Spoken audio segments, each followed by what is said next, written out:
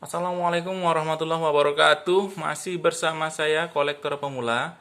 Pada video kali ini kita akan membahas uang Rp50 seri pekerja 1 yaitu tahun 1958.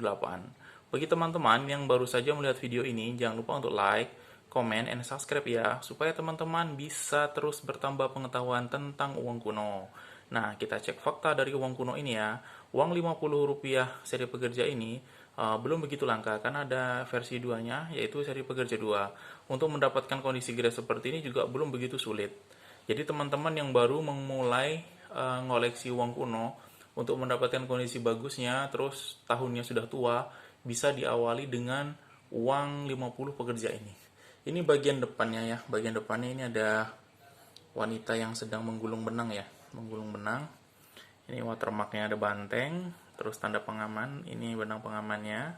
Di bagian depannya masih batik-batik ya, masih corak-corak batik, itu masih mendominasi ya di uang-uang Indonesia. Nah, ini bagian belakangnya ini ada rumah adat, nanti kita cek ini rumah adat siapa di buku katalog. Nah, ini ada ayam bolak-balik atau apa ini ya, binatang ya, yang jelas ya. Nah, kita cek yuk harganya berapa di katalog uang kuno. Nah, ini adalah katalog uang kunonya. Ini Rp50-nya.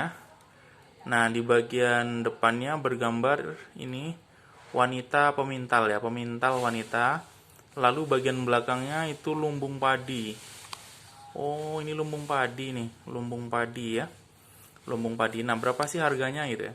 Harganya untuk kondisi gres seperti ini itu kisaran antara 80.000.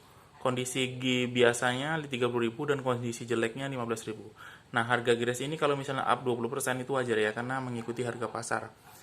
Misalnya ini Anda dapat 95.000 ya, wajar masih gitu. Yang jelas harganya masih masuk akal gitu.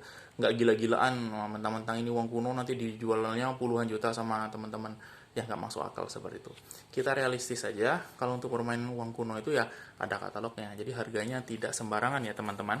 Jadi teman-teman, bagi yang mau mengoleksi uang kuno itu nggak usah ragu dengan harga-harganya. Cari kolektor yang benar-benar kolektor, bukan orang-orang sembarang barang gitu aja ya, tapi benar-benar kolektor. Cari teman-teman yang mau koleksi uang kuno, lalu tanya harganya, lalu beli deh.